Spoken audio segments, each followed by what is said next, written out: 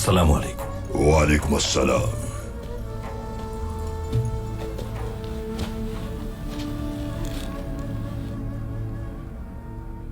दुनिया की ख्वाहिश से अमन मुमकिन नहीं फर्जंद। अहले ईमान का बोझ ज्यादा भारी है।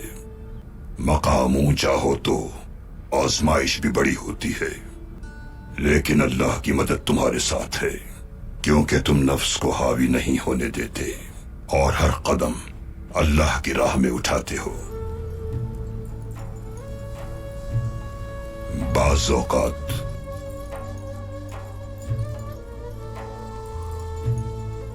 शिकस्त की सूरत हाल दरअसल फतह की सूरत हाल होती है। अभी मैं सूरह फतह की तिलावत के दौरान रब्बे जुल जलाल की हिकमत का शुक्र अदा कर रहा था।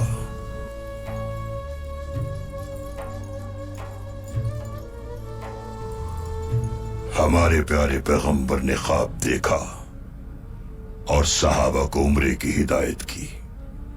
सहाबा कराम ये सुनकर बहुत खुश हुए, क्योंकि तमाम सहाबा हिजरत मदीना के वक्त अपने अहलो अयाल, अपने कारोबार और अपने मस्कन मक्का मुकर्रमा ही में छोड़ आए थे।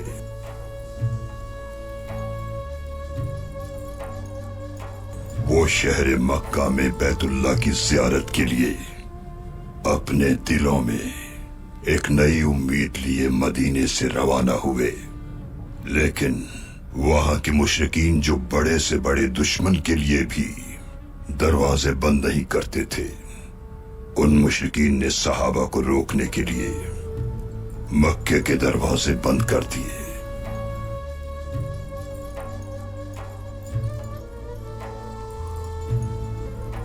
बिल आखिर कासिद भेजे गए और एक मुआहिदा तय पाया।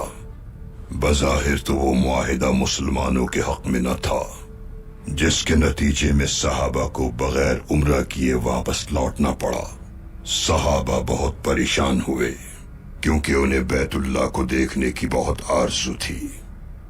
काबे को ना देखने का दुख उनके दिलों को दुखी कर रहा था।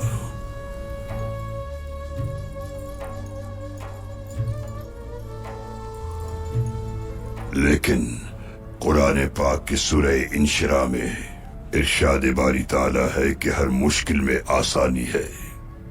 अल्लाह रब्बुल इज्जत की रहमत और हिकमत के तुफैल मदीने वापसी के मौके पर सूरह फतह नाजिल हुई।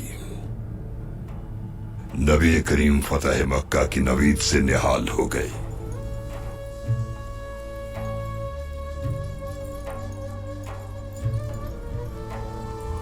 रब्बे करीम सूरह फतह में इरशाद फरमाता है कि बेशक हमने तुम्हें वाज़े फतह अता फरमाई, ताकि अल्लाह तुम्हारे अगले और पिछले तमाम गुनाहों को बख्श दे, तुम पर अपनी नेमतें नाजिल फरमाए और सिरात मुस्तकीम पर चलाए। बेशक अल्लाह हक की राह पर चलने वालों के साथ है। इंशाअल्लाह ये बरकतें और नेमतें हमेशा हम पर रहेंगी। आमीन फर्जंद।